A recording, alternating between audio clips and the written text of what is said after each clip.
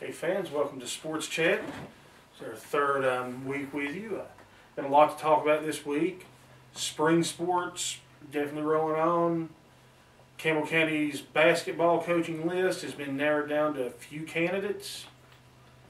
And of course there's UT sports going on. I'm going to start out with the University of Tennessee. Spring practice is rolling pretty good right now. Spring game is next weekend. And from reports, this week's scrimmage, the offense really showed a lot of improvement. And that's good, because this is the time of year when you see a lot more out of your defense than you do your offense. Now, Coach Dooley wasn't real pleased with the defense this week. Last week he was really upset with the offense. This week he said he really didn't even have 11 starters on defense yet, let alone any depth. When someone asked him about the second string, he's not. You know, he's one of those old school coaches that's going to play it close to the vest anyway. But he wasn't very happy. I think Bray had maybe 275 yards or so passing this week, and about 4 touchdowns. Yeah, that's good to hear. Of course, Tyler Bray came out strong towards the end of last season, and the big fear with a quarterback like Bray is we've got to prevent the sophomore slump.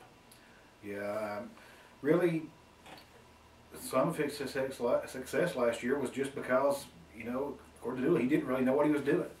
He just scrambled around and made a throw, and it worked. Dooley said, he's really got to learn what he needs to be doing. And, it's a good thing to have a quarterback, already in the system. Of course, we've got a quarterback coming in. Yeah, we have, and I just saw a few minutes ago where one of the top 5-star quarterbacks in the country is visiting this week, too. That's a good sign. I mean, you really want to bring in those skill positions. For years, and Tennessee never did this as much, but they did it some. For years, Florida State had an extremely successful program. They finished, I want to say, 20 consecutive years in the top 5, which is just unheard of in any sport. The Florida State system was always they had a quarterback in waiting, a red shirt quarterback in waiting. And, they would play their senior quarterback, usually his junior and senior year, and they would have a red shirt a couple of years behind him. And right now, that looks like that's probably going to be Justin Worley for us. And he's got a lot of upside to him. And, if we use this system, and obviously, it worked for Florida State. And yet, in theory, that's what Peyton Manning could have been with us. That was the plan for Peyton Manning. That was, T. Martin followed in Manning's footsteps, basically doing the red shirt thing and staying a couple of years behind him. But this Worley kid, he's a Gatorade National Player of the Year. That's huge for us. Major high school records. Almost 14,000 yards passing in his career. Just literally off the chart touchdown number, 70% completion percentage, and he's in spring practice already. And reports from what I saw, they say that he has arm strength problems right now. But that can be expected. He's 6'5" and maybe 190, 200 pounds. I'll tell you another guy who had arm strength problems supposedly coming out of high school was Chad Pennington. Well, honestly, so did Peyton Manning. Yeah, I mean, that's why you have a strength and conditioning coach. I mean, if you look at Manning's early, 1994 first year, he didn't throw spirals. He threw wobble balls. He did, and he went from being that skinny kid who had to take over to probably the future governor of Tennessee. If he wants to be. Yeah, through that. Man. Hopefully he's the future head coach of Tennessee or athletic director or something along those lines. And speaking of Peyton Manning and Tennessee athletics, hopefully he's birthed us a new quarterback. Well, his wife. He recently, on March 31st, they had a set of twins, a boy and a girl. So he won up to Eli in that because Eli just earlier in the month of March had a daughter. So Peyton had to do him one better and have twins. So I guess Ole Miss and the Lady Vols will probably both get a point guard out of it, and hopefully UT will get a quarterback. That would be the best scenario. That's probably about 17 years down the road.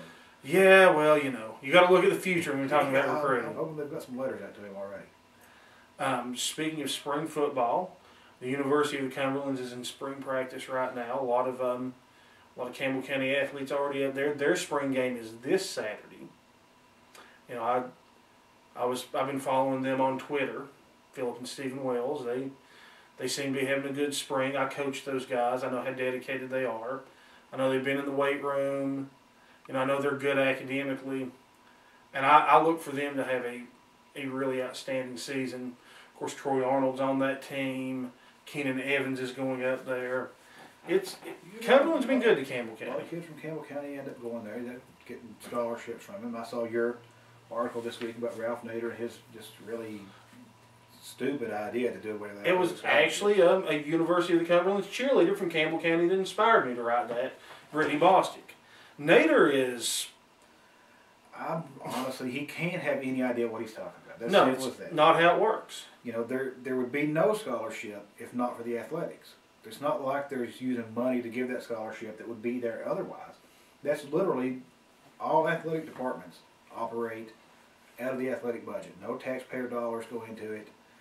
It's money that people choose freely to donate and choose to That's spend the their Thunder money. Thorntons of the world. That's buying your concession stands. That, you know, that's putting 100,000 people paying $50 a ticket in Neyland Stadium and buying their $5 drinks and $5 hot And dogs. speaking of which, UT season ticket notices are out. You know, so it's getting there, folks.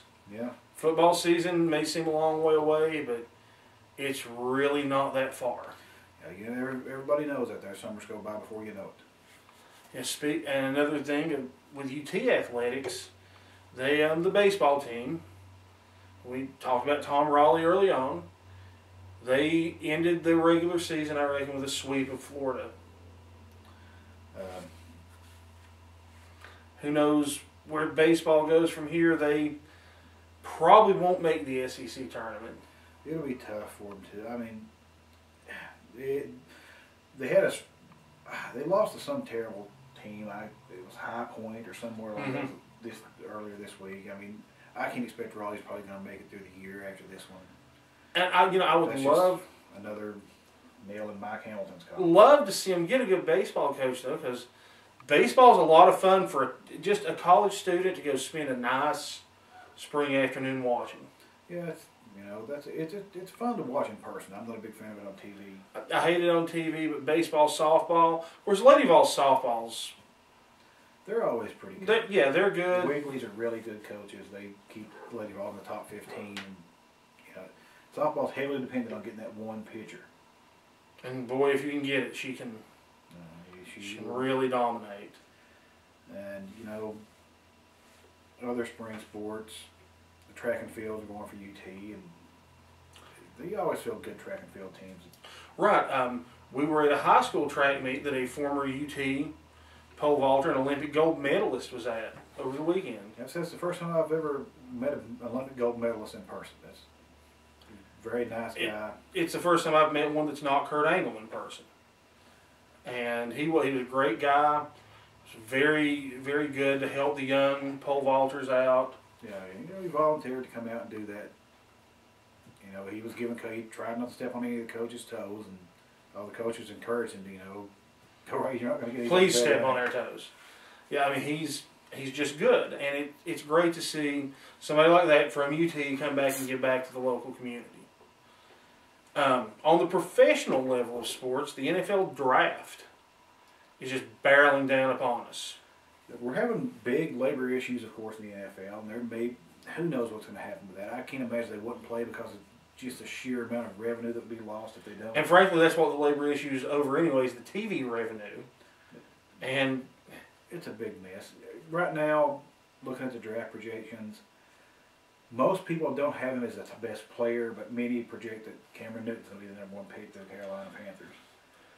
But he's got some really horrible draft evaluations. he has. And not so much to do with his abilities as a player, it's his attitude. And I read one recently that he came across as extremely arrogant and entitled. And that's not going to cut it in the NFL. as if the world should revolve around him. And frankly, if I recall correctly, the draft report said that he was essentially a liar. Wow. Well, you know, I'm sure he'd be taking a big pay cut to go to the NFL anyway from what Auburn was paying him. Yeah. But, you know, There's been some more scandal that came out about Auburn. The HBO special came out, and oh, wow, that was... he ended up at Auburn and said he was offered to be paid by Ohio State, and Auburn upped the offer and paid more. And I clearly did not work out enough in high school. I maybe should have actually played a sport. You never hear about high school drama guys going and getting paid. You know, and back on the collegiate level, we have national champions in basketball since our last episode of Sports Chat. UConn on the men's side. Shockingly, UConn on the men's side. To pull off the championship over Butler. A lot of people were cheering for Butler. I mean, to me, they weren't that big of an underdog because they've been in the championship game last year. And that's an amazing accomplishment to get there twice. I know it's painful to lose, but UConn probably had the best player in the tournament in Kendall Walker. I mean, you're the best player in the tournament and you're on a hot streak. That's just, that's what can happen. I was just very glad that Kentucky lost. I didn't care who it was to. And personally, I would love to have seen VCU won it. I'm kind of with John. I'm glad Kentucky didn't win it. I was actually having the discussion with my grandmother. She's like, well, I'd like to see somebody from the South. And I'm like, well, Kentucky's not really the South. Virginia Commonwealth is more the South than Kentucky is. Well, yeah, Kentucky was not a Southern state, technically. But regardless of that, I just don't like Kentucky, and that's well known. Well, let me tell you, it's amazing how many UConn fans came out of the woodwork after. On the women's side, it's shocking. Shocking that UConn didn't win the championship. It's the Lady Aggies. I mean, they came out of nowhere, and really, it's hard to say much bad about Pat Summitt, but the rest of the women's game has just caught up with her, I think. It's a lot easier for these other teams to recruit. I mean, used to it was Lady Vols and UConn. But even before that, you had the Lady Vols, Old Dominion, and La Tech. Now, I don't want to start a big controversy, but the thing that came out this week that surprised me, it was an article about revenue in women's sports. And every women's college basketball program loses money. Right. And they lost $713,000 at UT this year. And the big thing about that is, the staff made $3.4 million. UConn staff made $2.2 million. They were the second highest paid staff. So Pat Summitt and her staff, Pat Summitt deserves a big paycheck. She's did a lot for Tennessee. But for some reason her staff makes just an extremely large amount of money. And, I know a lot of you think, but that gym's always packed. And it is. But they have a lot of special promotions for Lady Vols games. The weird thing, and we're probably the only team in the Southeast that does this. I'm almost certain we are. The Lady Vols staff, even though they only have Pat Summitt, 2 assistants, and maybe 1 video guy who's on the payroll that I know of, she makes more than Derek Dooley and his entire staff. That's insane. That is absolutely insane. And not to mention, she makes they make far more than Coach Martin and his staff are going to end up making. But and I'm sure she probably makes more than most of the other sports coaches combined. UT, for some reason, will pay her and her staff just extremely large amounts of money and be #1 by far in the nation and pay for women's coaches. And that's a non-revenue sport. I'm sorry, but it is. But in our revenue sports of football and men's basketball, we go cheap. And that's a shame. Alabama don't go cheap. No, Alabama doesn't. Florida don't go cheap. Nope.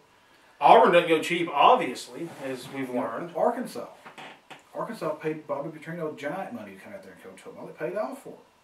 That pays off when you invest money in your revenue-producing sports. Everything's going to do better. And nothing against Dooley. He may be a great coach for us. We may have gotten lucky, but... And I hope he is. When you're not willing to pay for a staff, that's what you can't expect to be the great team on the field unless you're paying for it. That's just the way it is. And I hope Dooley can reverse that fortune and be the bargain basement coach that hopefully we give a big raise to someday. It worked with Pearl, but Tennessee shouldn't be the program, especially in football, where you're paying the bargain basement rate. No, I mean we literally have some of the greatest football tradition in the nation. I mean, obviously you see the Lady Vols tradition, how well it is, but they pay for it. They pay big money for it. I mean, that's $3.4 million for that coaching staff is a lot of money.